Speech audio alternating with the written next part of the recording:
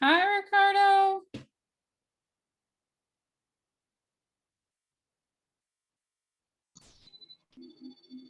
Hello? Hi there. How you doing today? Oh, hi, Miss Evans. I'm good. How are you? Good. Finals week getting underway? Yeah, a little bit busy of a week. Couple of Sure. papers I still need to finish. Yeah. Yeah, other than that, fine. Oh, good. Glad to hear it. We got one more minute. I'm trying to hold out so that maybe somebody else will join us. We'll see. We're Yeah. recording today so that if the people couldn't make it to this morning, they could at least look at the recording. So All right. I actually didn't have any questions on this week's quiz. oh, good. Yeah, I submitted yesterday and I did Okay, pretty well, so I was happy about that. There were good.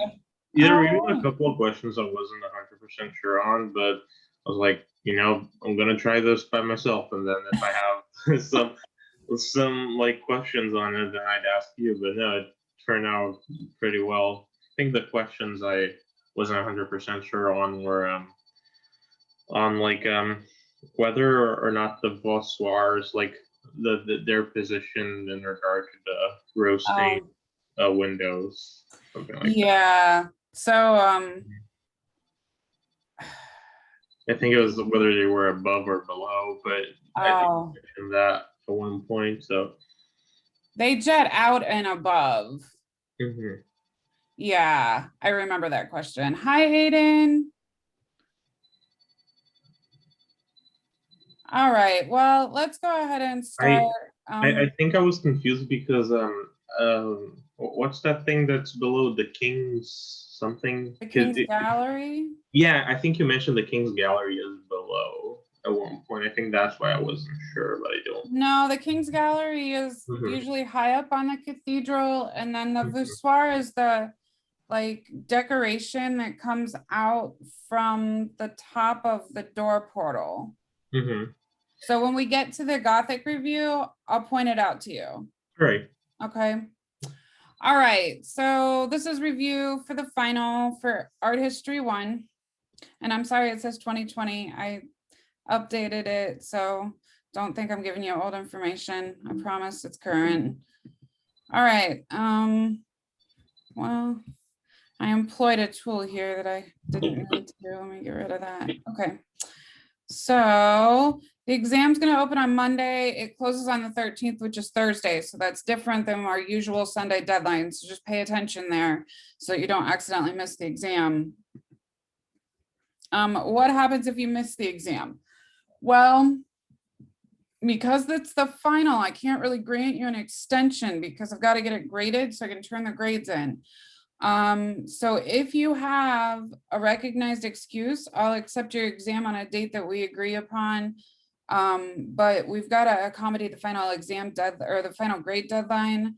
And if you need, more than 24 hours, you're probably going to have to take an incomplete so that you can get your extension. So should you have some unforeseen circumstance, just let me know. We can talk about it and see what your options are. All right. The exam will be in the exact same format as a second exam. There's no changes, which means that we're still going to time parts 1 and 2 independently so that you have more time to write in the second part. And you're not feeling so stressed about being able to relax and write. One of the things about the final exam that I think is kind of nice is you don't have as many time periods to choose from. So you've got early medieval, Etonian, Romanesque, and then all of the Gothic, early, high, and late. So you're definitely going to want to know the difference between early, high, and late Gothic. And we'll go over it here in just a minute. But it's technically only, well, it's 6 eras, but the Gothic takes up half of it. So it's a little bit easier, I think, to determine the difference between the different eras. All right, so let's talk about early medieval art. We get lots of illuminated manuscripts, carpet pages before gospel text, which came into play because people during the early medieval times, a lot of them did not read. The church would have one Bible, and the carpet page would often mark an important event in the Bible. So a good example of that is the Cairo Ota page that we studied marks the appearance of the birth of Christ. So when something important comes up in the gospel, usually a decorative page will preview it so that the person knows something important or special is happening. We find that early medieval art is often interlaced with zoomorphic forms, meaning we talked about that animal style that's sort of created between the syncretism of Christian imagery and the indigenous cultures imagery. And there tends to not be any narrative behind the decorative works of art. We're often looking at images from the British Isles, in Northern Europe. Art rallies around Christian themes. The monasteries are really the epicenter of innovation at this time. The monasteries produce most of the written works that we have from this era. And in medieval times, most people lived in an isolated system, meaning that towns were insulated in sort of working order in that town. So there were goods that came in and out of the town, but the town was sustainable on its own. We get themes of the gospel, lots of symbolic images. And we talked about the animal style, the interlacing syncretism between the warlords and Christian imagery. So a lot of the imagery that we see is not very natural, it's highly stylized. And here's a good example of that. So here you've got the animal form, or the animal style. And we call that the animal style because we don't really know what animal it is. That thing looks sort of like a cross between a dinosaur and a giraffe. And they have some sense of aggression because they like bite each other's heads. And then you've got this nice interlacing pattern that is from the indigenous culture's original style of art. Remember that in the early medieval, we get some specialized skill sets in metalworking, especially art needs to be portable because the indigenous people are moving from area to area. They're warlike and they're just competing for natural resources and control of land, very much like where we started from in this course in the ancient Sumerians. So this kind of comes full circle after the Roman Empire. That complex economic system that the Roman Empire had falls. And so you get a more centralized economic system within each town. And that brings about specialties in art and regional specialties in terms of crafts and trades. Remember that the metalworking we call cloisonné. It's an enameling technique in which the metal is carved and then a well is dug in the metal and then a precious material is inlaid in the metal and heated to create an enamel. This is the purse cover from the ship burial at Sutton Hoo. And you can see that it also has animal style. You've got this mythological bird creature here on the back of a duckish creature. And then of course, all this beautiful patterning that surrounds the purse lid cover.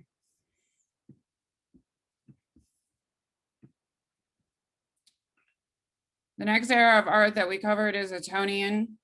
The Etonians had three kings that were important. They were King Otto I, King Otto II, and King Otto III.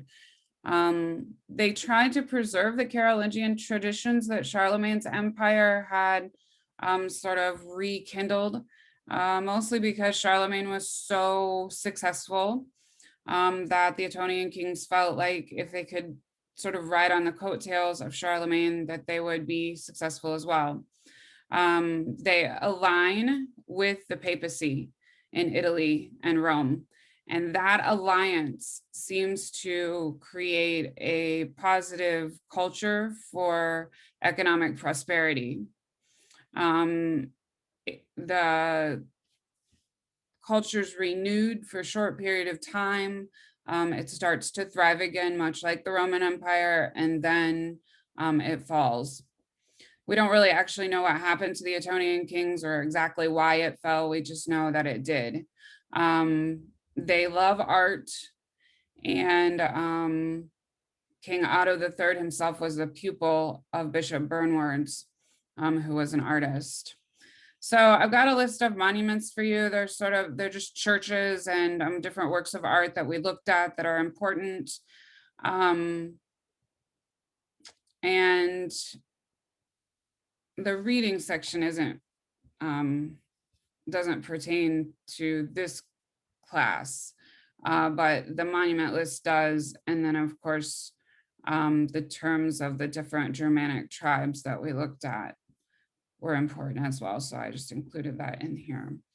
Remember that Etonian art stylistically looks a little bit Roman. When you look at Etonian art, if you look at it in terms of a linear timeline, it bridges the gap between medieval decorative art and the simplicity of Romanesque. It sort of falls in the middle. And so you get this more stylized and simpler looking imagery compared to the highly decorative imagery of the warlords and the syncretized Christian imagery. This is syncretism too, because it's syncretism from the Roman Empire, but it just looks simpler. You can see the Corinthian columns, but they're a little bit more decorative because they have the faces on them. That's medieval influence. The art tends to look somewhat like a coloring book because it relies heavily on the outline to define the form. Lots of line definition going on. So then if you move on to the Romanesque, you can easily see how decorative the medieval is compared to the Romanesque.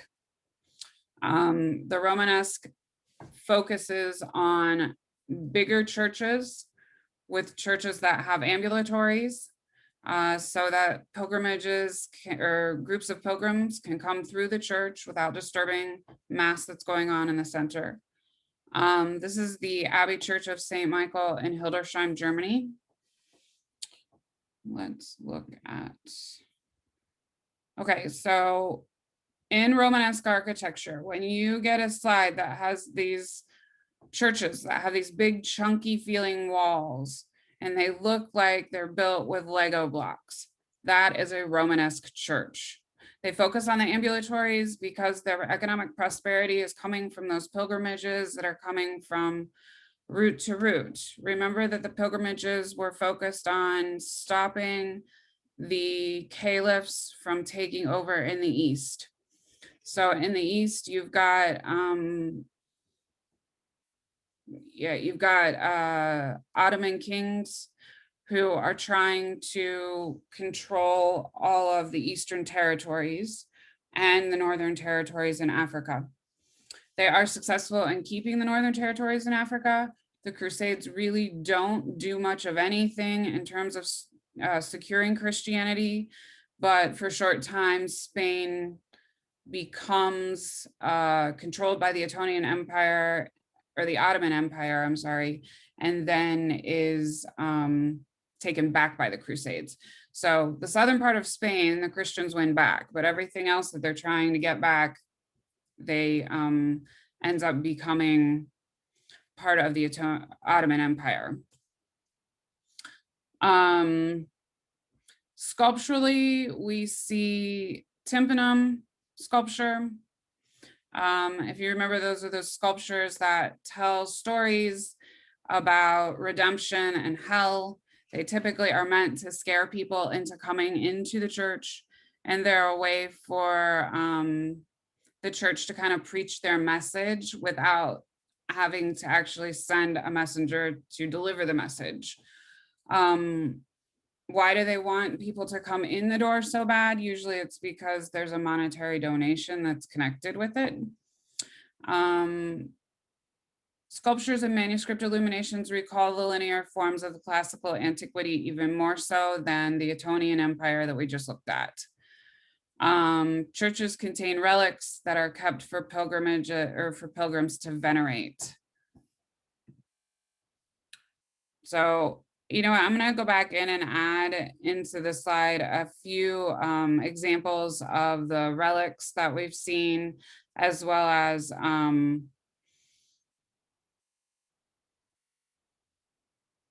I'll add a slide or two so that you can have an example of a relic and a floor plan so you can see the ambulatory clearly. This church, St. Michael's of Hildesheim in Germany, was a church that is very classic Romanesque. You have these big, huge compound piers that support the church in the front. The church doesn't have a whole lot of decorative elements to it. The ceiling is highly decorative, but the walls are fairly plain. This alternating pattern of the light and dark, excuse me, if you remember, came from the Islamic tradition. And so by using these visual hallmarks of the Eastern tradition, they're trying to align with Eastern support. Oh, I did have a portal example. That was the thing that was bothering me. It just was in the middle. So here's a portal example. This is an example of the tympanum that we just talked about that preaches that message to get people in the door. Remember that this egg shape behind Christ is called a mandorla. It indicates who the Christ figure is. You could call it iconography if you wanted. And it tells, this is the Last Judgment by Giselbertus. It tells the story of sin and redemption and the sorting of the souls at the gates of heaven. So it's kind of the way to say, well, if you don't come into the church and repent of your sins, you'll end up going to the depths of hell instead of going to heaven where everybody wants to be. In Romanesque painting, we have, we end up with paintings that are inside the church. They look more like book illustrations than they really do look like the mosaics that were very decorative of the Roman Empire. They're not very realistic. They're highly stylized. They have a sense of schematism to them, just like the icons that we studied. They tend to be painted in bright colors, and the walls of the apse are very commonly painted. The other place we have lots of paintings are in the manuscript illuminations.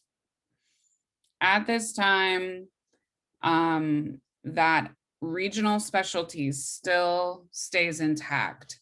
So you end up with towns that have certain skills that they're known for. Belgium was known for metalworking. Northern parts of Europe were known for wood carving. So those type of specialized crafts come back in, or are still at play. And then we moved on to Gothic. So in general, the Gothic as a whole has some stylistic features. They focus on theology of the Virgin Mary and the life of the Christ and saints. We see lots of portraits and lots of life that's connected to the church. The churches are enormous, and that comes from the fact that the Crusades have brought people into the cities and towns, and the churches need more space. The Romanesque churches start to open up to accommodate those pilgrims, but once the pilgrims have once the Crusades start, the pilgrims start congregating in the towns, and they need bigger, better churches. They tend to have lavish ornamentation, and the materials that they use are highly decorative. For the Gothic period, the name of the game is height. They start this competition of who can have the highest, tallest, biggest, most impressive church. And part of that has to do with this man named Abbot Suger. He is the father of Gothic design. He designs the very first Gothic church. And he believes that the church should have an element of light to it, very much like Hagia Sophia did. And so he brings that light in through stained glass, which is part of why the church is trying so hard to build taller and add more height. They want to add more height because the more height you get, the larger the window, the more light you can bring in. In addition, they literally believe that the taller the church is, the closer their worship and prayers are to heaven. Stylistically, we see royal churches. They're funded by the kings and queens in the monarchy, and the kings and queens in the monarchy are buried in them. So it's sort of like how the ancient Egyptians built monuments. Same thing, they're just Christian monuments now. We see lots of rib vaulting and pointed arches, wide open spaces, lots of stained glass window, and that symbolic light that Abbot Suger pioneers called Lux Nova, and new innovations in architecture to continue to make the walls tall. This is Notre Dame, the probably most classic example of Gothic architecture. If you remember, Notre Dame starts in early Gothic and is then, it has a fire and then they rebuild it into high Gothic. It incorporates Lux Nova, which is that stained glass window effect with all the light coming in. And the quest for a taller church begins. We get lots of piercing in the facade of the church, which is this deep cutting into the window areas or into the fronts of the building to get a nice deep crevasse in the church. It gives it sort of a skeletal feeling. Windows are often circular. They like this rondelle shape. And then we get these large round windows that we call a rose window. Additionally, the flying buttress is invented, and the flying buttress is sort of the exoskeleton to the church. It props up the wall. What happens when you take away part of the wall mass as the wall becomes less stable. And so they figure out that the flying buttress will support the exterior wall so it doesn't fall away from the church. And it will allow them to open up the wall to add the windows.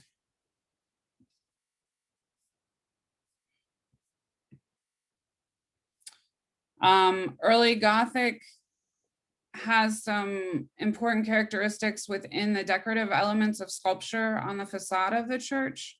One of those things are the jamb figures. So the jamb figures become part of sort of an indication of whether or not the church is early, high, or late Gothic. In the beginning, jamb figures are attached to the portal door.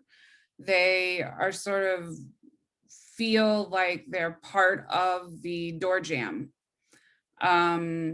They really have no separation between the jamb and the decorative sculpture. The faces have very little individualism. You couldn't like plop one of these people on the street and be able to tell who they were in a crowd. They tend to be very elongated. Their body proportions are not all that natural. And they don't have as much detail to them. They're clothed in that wet drapery technique that was popular during the Roman Empire and the late Greek. But it doesn't cling to their body. It just adds to the elongation of the figure. As we get going through the Gothic, the image of the, I'll put that over there. The image of the jamb figure changes. It changes because, or it changes to look more natural and more humanistic. The figure has more individualism. You can see the body proportions starting to become more discernible, and they begin to step or pull away from the door jamb. So now there's some nice individualization between the figure and the door jamb, and the sculpture stands or seems to stand on a little pedestal. It makes the sculpture feel as if it's an actual sculpture instead of part of the door. In the High Gothic, we get something called the King's Gallery that's added. The King's Gallery honors usually kings that were an important part of the success of the church. Let's see what else. Piercing becomes more prevalent on the exterior of the church. And of course, we're still at that quest for bigger or taller, better, higher churches. Go ahead. I had a question on the King's Gallery. So the King's Gallery and the jamb figures are two different things. Yes, they are. So here, where I'm pointing on the screen, this is the King's Gallery. It's way up at the top. The jamb figures are down here. Yeah. At the door. Yeah. So the jamb figures are part of that portal. Now we talked earlier, you had a question about the voussoir. This area here, this big cutout piece that goes above the door, that's the voussoir. So it sort of comes out like an accordion or a trumpet and jets upward. Obviously trumpets are circular, but if you can kind of picture that image of the trumpet's bell coming at you, it's sort of the trumpet for the door. It announces, hey, this is where the door is. The Romanesque tendency to put a sculpture right here at the top of the door at the tympanum is changed, and they switch it out for these rose windows. The rose glass windows are a really important decorative element in the church. It's part of that Lux Nova that Abbot Suger begins. Is that in the Gothic period overall, or more in the late Gothic than early Gothic? It's part of the Gothic period overall, but as technology gets more and more advanced and they understand better how to support the walls without the mass of the wall being there, they grow in size. So if you get a church that, and that I'm saying, is this early, high, or late? If you see tons of stained glass and less wall, you're looking at least high or late. Got it. Late is really super flamboyant. Like, we only looked at one late example, and when I show it to you, you'll right away see the difference. High Gothic is more that really classic lacy looking structure that feels sort of like it has an exoskeleton. It kind of has a spidery look to it because they're trying so hard to get the stained glass windows in the church so that the light comes in. So even in the areas where there's not an indoor section, so for example, in the Reims Cathedral, when you go into the Reims Cathedral, the indoor section ends about here and below. This all here and above, this stained glass window somehow goes into the interior, but this area here with all this deep piercing is exterior. So usually the bell tower is housed in one of these spires, in which the you get that story, The Hunchback of Notre Dame, where he runs up the spire and rings the bell every day. That's where it comes from. You get this deep piercing that allows the light to come into or through the exterior of the building. So they take this idea of Lux Nova and really push it. So They are really- churches in the early Gothic period still using the Romanesque technique of like there was a difference you mentioned in the lecture that it's not as thick because they changed the material, I believe, something like that. Well, actually, they don't change the material. They change the amount of material they're using. So it's the same material, but the amount of it, instead of having all that concrete that's building those big thick piers, they lessen the amount of concrete, make the wall thinner. The problem is the thinner you make the wall, the less support it has, right? Like all of a sudden you've got this paper thin wall that they want to build very tall. And so they figure out that if you're going to take mass out of the walls so that you can add windows, you've got to have some exterior support. And that's where the flying buttress comes in. Once they figure out how to support the wall, all of a sudden this quest for height just takes off because there's a technology innovation that happens within the architecture. And you get this just big boom. And what you'll see is that in any society from the time that we started, the minute you get more technology and population seem to follow itself. They have a reciprocal connection. So more people come in, more technology and innovation come in, more technology and innovation come in, more people come in. And so that's what you're seeing in the height of the Gothic era. You've got people coming in from the Romanesque time, from the Crusades, from city to city. And so the big churches that they built in the Romanesque time aren't big enough. They need more space. That break from the Romanesque way of building the church is, you could say, it starts in early Gothic, but becomes like, I wouldn't say more noticeable, but these features that started in early Gothic are kind of enhanced by late Gothic or now. Exactly. Mm-hmm. Exactly. So the features that start in the early Gothic are established by Abbot Suger.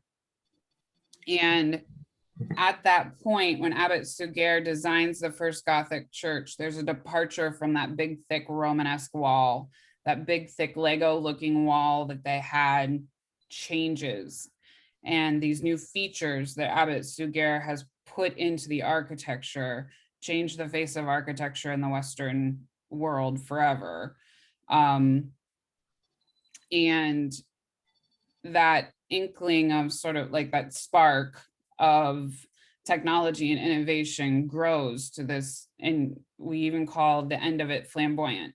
It grows into this like flame of architecture and innovation within the buildings. And so it's most noticeable visually in the facade's exterior, because you get a whole different look from what the Romanesque churches were. The Romanesque churches were less decorative on the outside. They had less, they just looked very different. They had less piercing, they had less height, and they were big and bulky.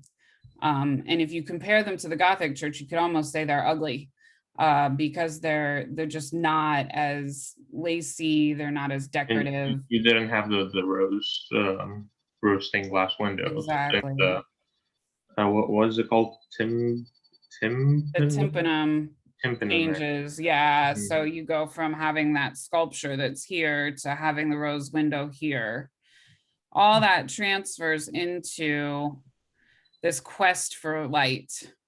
So in the late Gothic, you have two new styles that come about. The flamboyant style, so it goes, so the late Gothic sort of splits. One theory is to go towards the windows. We're gonna add as much window as we possibly can and bring as much light in as we possibly can. The other theory says, okay, we're gonna bring in light, but we're gonna bring in more structural element to the exterior. So if you went the window way, we call that the Rayonnaute style. It's less, the word I want to use is stick-like. It's less linear. The exterior is less lacy and frilly. On the outside, you get the less of that exoskeleton look, and more of that piercing in the walls. So the Rayonnaute style tends to focus on gold for the interior parts that are actual wall, and then red and blue stained glass for the windows. So if you get this church that's enormous, that has tons of red and blue stained glass with gold striping feeling, it's Rayonnaute style. And then you get the other group of people who focus on the exterior materials in the architecture, and we call this the flamboyant style. So if you look at it like the analogy of a fire, Abbot Suger starts the little flame, and it just keeps growing until we get this thing called flamboyant, and we get this giant raging fire. A very highly decorative style in which the church's decorative exterior grows to be nice and tall and thin and lacy looking, just like a fire. That's why we call it the flamboyant style. The jam figures, go ahead.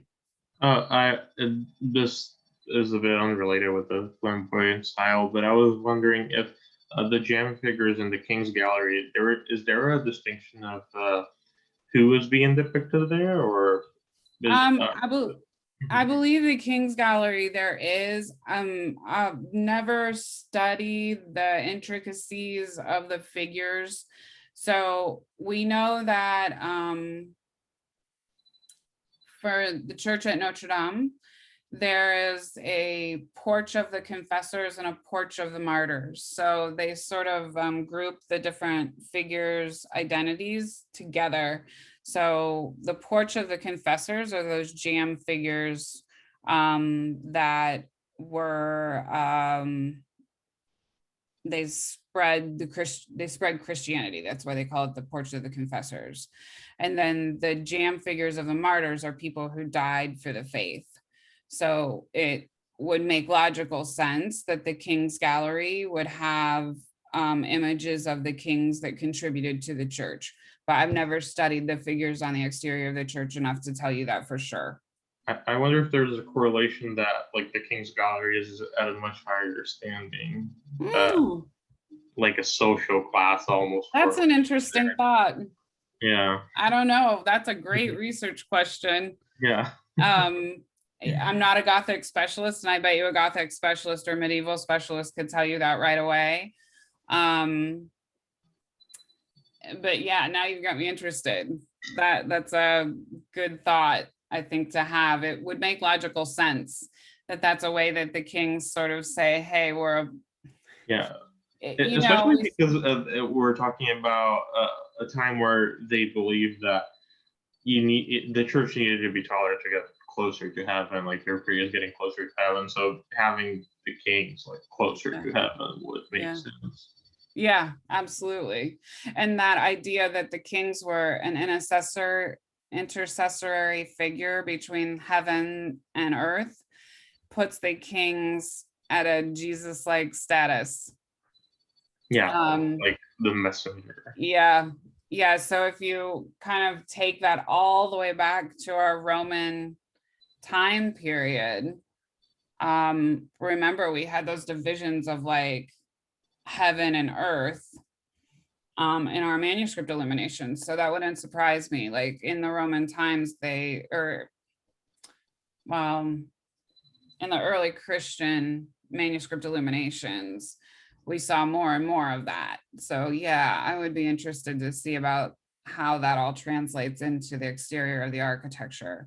But it's all related. Like those philosophies sort of weave themselves through until we get into the early Renaissance.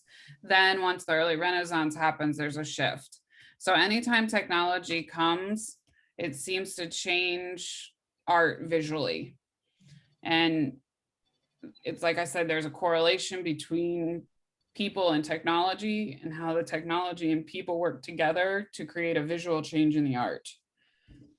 So if you trace it all the way back into even the prehistoric times, it's been that way. They get an innovation, something happens, and then it changes the way art looks as a whole. So then in the late Gothic, we also get this courtly style and sculpture. And they bring about something that becomes very popular in the early Renaissance, which is this S curve. So if you start with this line and you draw it to Mary's shoulders here, so you start at the opposite side of her head and you draw it to her shoulders. You then take the line deck down to the hip and then over again down to her feet, and you get this big S shape. We call it the S curve. And they employ this S curve because they're looking at the contrapposto of the Roman times. But it gets a little skewed. They think that I think part of it is because they're so focused on the religious imagery that they want Mary to be holding Jesus. So you get this kicked out hip here. But they look at this style and feel like it's more lifelike. And if you compare it to the early jam figures, it's a lot more lifelike. You go from being this like elongated part of the door to actually having a figure that's separate from the door that has a stance. So it's definitely more lifelike. It's got more humanism to it. So Mary's portrayed in a more worldly way. She's portrayed as a queen here on earth. And she holds Jesus like any woman would hold an infant. And so you get a rise of what we call humanism. And arguably people will argue that this depiction of the sculpture is more elegant.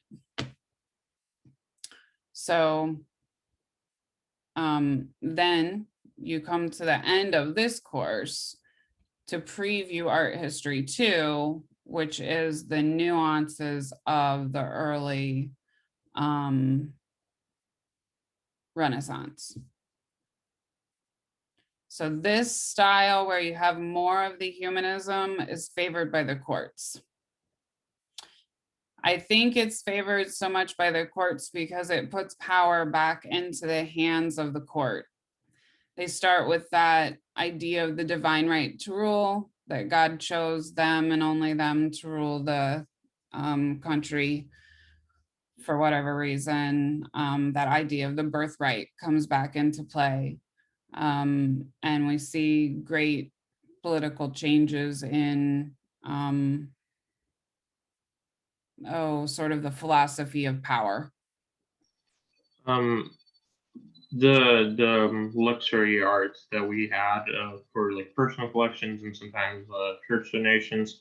In the lecture, you mentioned that there are like gold ones. Are there ivory ones too, or only gold? Yeah, ivory is a luxury material that's often used at this time.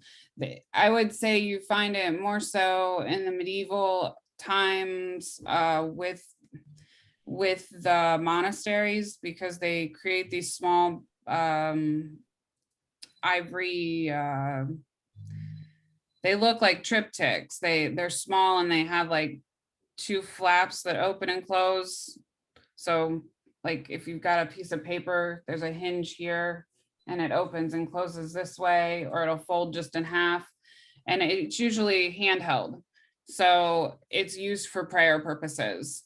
So usually by the monastery. So if you're traveling, like maybe you travel to the next monastery over west or something like that, you take the ivory luxury good with you so that you have something to focus on when you pray. It's that Catholic tradition of having a visual object in front of you to pray. And so ivory is used for that purpose. We don't have as much of it that survives because it was smaller and handheld. And it becomes a lot more popular in the early Renaissance. We see it kind of die out after the Renaissance gets really going. But for now, they're definitely using those handheld ivory pieces. So have you had a chance to look at the review sheet? Yes, I still want to go over the three lectures we have for the final once again to make sure I have all the terms Okay.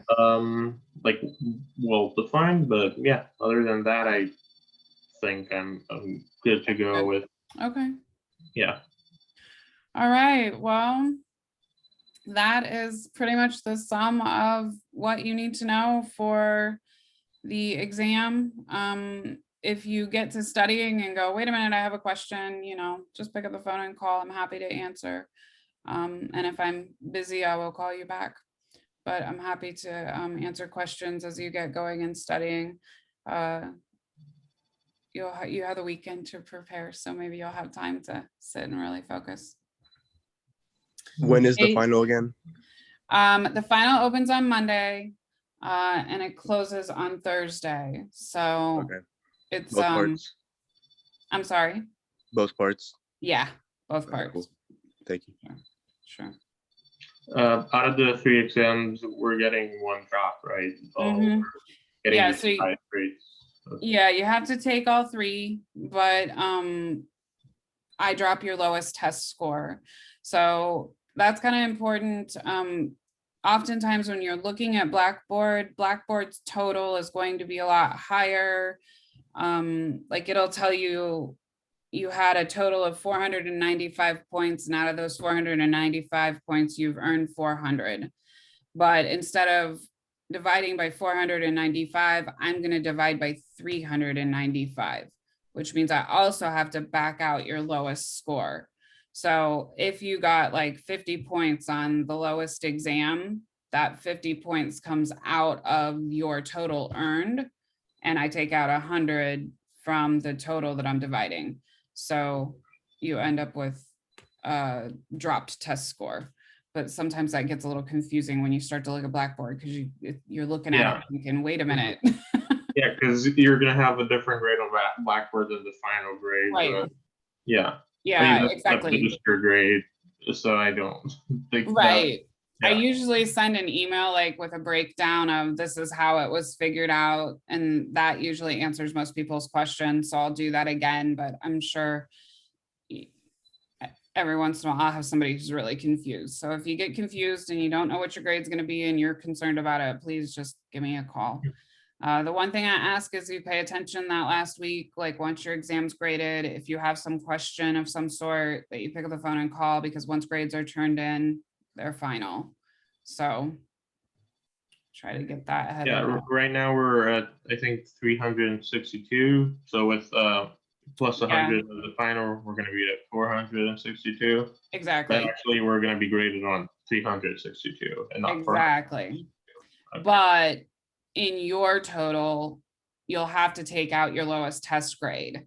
So Yeah. if you earned 300, or let's say you earned 400 points out of that 462, you have to back out whatever the lowest amount of your test Yeah, score. you're not going to have 400 out of 362. Right. But yeah, Yeah, that would be over 100%. exactly. Yeah. Yeah. That means you get like 60 points of extra credit, plus I dropped Yeah. your test score. So, yeah. And hopefully, you've gotten through the testing process this third time and it sort of feels more natural to you, and you're able to really shine and put your skills that you've learned through the course into your final exam. I always tell my students in art history, the last thing you want to do is blow off the final exam. Like, you really want to put in what you've learned into it. I will reward you in your grade. Like, if you started out and you were really confused and you've really grown, I'll reward you for that growth. So, Aiden, did you have any questions you needed to ask me? Nope, I'm good. Thank you. Yeah. Okay. Well, let me know if you need something. Happy studying. And if I don't get to talk to you all again, I hope you have a wonderful break for the summer. And unless you're taking summer classes, and then I'll see you in the summer. You too, Miss Evans. Thank you for the class. I enjoyed it, learned a lot from it. Oh, good. I've enjoyed our conversations, Ricardo. So thank you so much for coming to office hours so we get to chat about art. I miss my students a lot. Yeah, hopefully we can go back to classroom setting soon. I think they're looking at it. I think we're getting there. So, all right, Aiden, I hope you have a great day. We'll see you You too, again thank you. soon. Okay, bye-bye. Bye.